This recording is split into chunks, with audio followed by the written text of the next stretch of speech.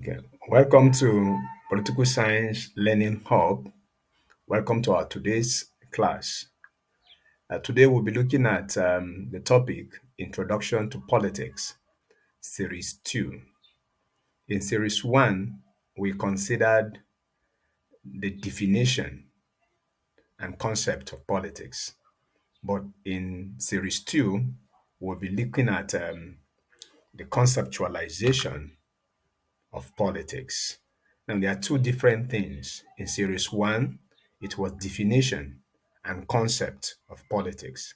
But in series two, we'll be looking at conceptualization or conceptions of politics. Is that clear? So there are two different things. Okay. Now, by a way of introduction, conceptualization of politics has to do with different ideas that have been used or put together to form the basis of politics. Okay? Yeah, different ideas, different conceptions that have been put together over time to construct the discipline political science. Now, these ideas can also be called conceptions. Okay? So you get conceptualization from conceptions. Okay. Yeah. So it can also be called conception. So it's in that light that we are looking at politics today, various conceptions of what is politics. Now, let's begin. Conception one: politics as activities that take place in a public realm. Okay. Now, this is one of the conception of politics. Okay. Yeah, this is one of the conceptions of politics. That politics is understood, can be approached, can be conceptualized as an activity that take place in public realm. Now, it emphasizes the shared interest, publicness, and common good that hold society and political system together. Okay, so when we approach politics this way, it shows the distinction between what we call public realm and private realm. Okay, so politics now is anything that happen within the public realm as against the private realm. Okay, yeah, all that takes place between a man and his wife, all that takes place between a woman and her children, a man, okay, and his children, all that takes place maybe in our religious centers, okay, yeah, is considered private, okay, but all that impinge on the common society, on the community of all of the persons or a large percent of the community people, okay, now it refers to as politics. Now, do we get that distinction? Okay, so that is how politics is conceptualized under the framework of politics as activities that takes place in a public realm. All right, let's move. Conception two, okay? Now, politics as state and government. Okay, this is actually closely associated to Max Weber's definition of politics. And under this conception, politics is regarded as an activity related to the state, one, government, and governance as the essence, okay, of politics. Now, here, where we define government as the organization of power within society and how power is divided and used. Okay. Yeah. So, of course, when you look at the state and the machinery of the state called government, all that happened, okay, within that society, that framework of state and government, of course, had to do with politics.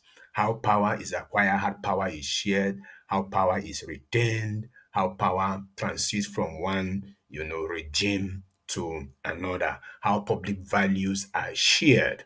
Remember, the scholarly definitions we identified in series one. Okay, yeah. So it's now share more light. If you understand that, then you can understand this more, easy.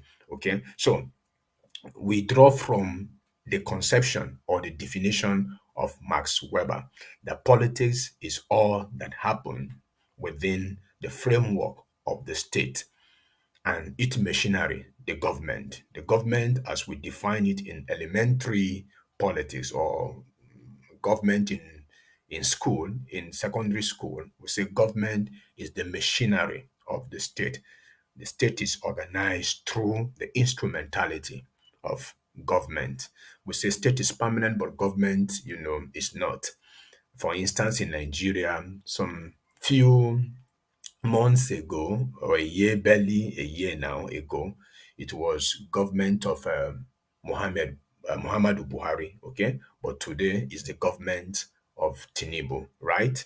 So in that context, we say government changes, but state is more or less permanent. Now, all that takes place within the state and government, okay, is what is known as politics under this conception too. Now, conception three, politics as conflict and consensus. Now, politics is all that deals with conflict and how that conflict is resolved is known as politics.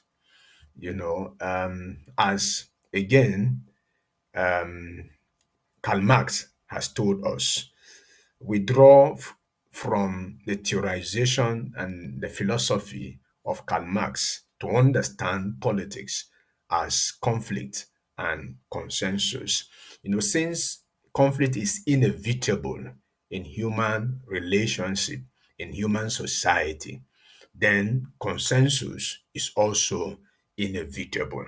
Because for society to strive, for the state to strive, there must be an aspect of consensus since there must be conflict. So there must be consensus. How this conflict, you know, are resolved for the survival and continuity of the society. Okay, by and large, the state. Okay, so we look at politics this way as dealing with conflict and consensus. It emphasizes how conflicting outlooks, interests, and strategies drive politics. Karl Marx, to quote him in a way, says the history of all hitherto existing societies, okay, are history of class struggle. So for him, in all societies from antiquity to date, okay, all that existed is antagonism, is history of class struggle within each epoch, within each society. Okay, so how those conflicts are generated and how they are resolved for him is politics. Okay, conflicts are resolved within the framework of politics. Even today in our society, if there is a war, if there's conflict in any part of the country, okay, you see the state will wage in. It is the responsibility of the state to resolve, to bring about sanity, calmness, and resolve the conflict. In the international community, the same thing. Anywhere you see conflict internationally, okay, it is the state actors that are charged with the responsibility of, bringing about order. Now, all that happens within that kind of framework and activity, okay, under the conception three, is term politics. Let's move. Conception four, politics as power. Okay, politics as power. Okay, traditionally, we know that you can't talk about politics without power. Now, we say power is related to influence, authority, and legitimacy. Okay, we define power as the ability for Mr. A to compel Mr. B to do what Mr. A wants. Okay, so that's just the elementary definition of power. That capacity in any context, okay, that Mr. A has over Mr. B to compel Mr. B to do what Mr. A wants is known as power. Okay. And then when you come to the framework of the state arrangement or the society, okay, you see somehow that our leaders, okay, will want the followers to do what they want. So in that context, you see politics being played out. You see power, revolving around, and you see it playing out. Now we have two models of power. We have the speculation up and the drive and the drip down models. Okay. Now the speculation up model talks about where power is actually concentrated, concentrated. Under this model, it is said that power is concentrated in the hand of the people, the masses. That's sovereignty, okay? Is concentrated in the hand of the people, the followers, the citizen of a nation, who in turn sublet it, okay, to leaders that now use that mandate or that authority to govern everyone in the society, okay. Then drip down models, okay, also argue that power reside on the leaders, the rulers, okay?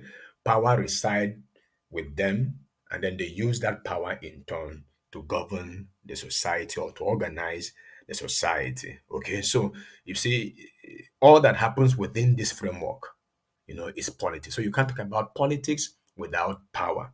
So conceptualization 4 deals with that. And then we talks about types of authority here. And then we also refer to Max Weber's, traditional classification, where he classified authority as traditional authority. Okay, of course, that speaks for itself. Traditional authority, the ones that our traditional leaders, display. Okay, and then we have legal, rational power, authority. Okay, the ones that our political leaders, senators, governors, president also, exercise. And then the third one, we have charismatic authority. Okay. Now, this is the type that is given by nature. Okay. Yeah. The one that maybe God or by special ability, somebody acquires it. For instance, if Dangote is coming to a particular state or society today, okay, you are arrange to receive him, okay. So that's the kind of power. It's charismatic power, okay, under though economic also, okay. If maybe our religious leaders, some of them that command high and serious respect in the society, if they are coming, everybody respect them, okay, and they will some level of authority over their followers. So all of this is classified under charismatic authority. So let's go. Then, still under power, we have, coercion. Power has to do with coercion, okay? Power has to do with coercion, which is force. If force is not there, then it's not power, okay? Yeah, anywhere you see power, you see force. Now, force, the element of force is always there to compel obedience, because man by nature will not bow if there is no force, okay, for to make him to bow. So the force is there to compel that obedience from, the subject, the followers of anyone that is exercising the power. Then we also have soft power, and then we have hard power. Now, soft power talks about things like maneuver, persuasions, mentoring, emulation. Okay. Now, when you talk about all these concepts, they are described as soft power. The coercion may not be there, but when it is exercised, it compels obedience. Okay. It compels obedience from the followers. And then we have the hard power. Okay. So the hard power is the use of brute force. Okay, yeah, the use of brute force. For instance, an armed robber invading your house with a gun, you will go down. Okay, yeah, what he is exercising over you is power, but it's hard power because he's holding an instrument of violence in his hand. Okay, the gun he's holding, gives him that edge. So you bow. Okay, so let's move. Then the last one, which is conception 5, talks about politics as the political. Now, here, don't be confused, please. Politics as the political. Here, politics is operationalized as involving relations of power. Okay, relations of power. If you have edge, if you have any power edge over anyone, you will compel obedience from him. Take, for instance, a boss in office, okay? When he talk, his followers, those under him, will obey, even if they don't want what he says, okay? Even if they have a divergent view, first of all, they will either pretentiously want to comply. They will say, Oga said this. Okay, daddy in the house said this. The manager said this. The governor said this. Are we together? Yeah. So it can be from the micro level to the macro level. Okay. Even at home. Yeah. Some have economic power. Yeah. Some have verbal power. Some have verbal power. When, if it come to talk, you cannot beat them down. Okay. And so they use that to compel obedience. Okay. From their subject or their followers. So in that context, we talked about power relation. Okay. As the show of politics. Okay. So I think that brings us to the conclusion. Okay, so the conception of politics are actually complementary. Okay, and that's why we are highlighting all here. So, in the case that you are doing a research or you're writing or you're dealing with, you look at all of this, the one that precisely capture your interest or the focus of your work, you deploy, and they can be used complementarily. Okay, they don't, most times they are not even used in isolation. They are used to complement each other. So thank you for paying attention. Okay, so we have looked at today in this class the conceptions, the various conceptions or conceptualization of what politics is. Okay, and so we looked at politics as activities that take place in the public realm as against the private realm. We also look at politics as activities that relate to the state, government, and governance. We also look at politics as conflict and consensus. Okay, yeah, that's Karl Marx. And then we look at politics as power. And then finally, we brought the class to a close by looking at politics as the political. Okay, so thank you for listening to us. Please do well to like, share, and subscribe. Thanks. Bye for now. See you in the next class.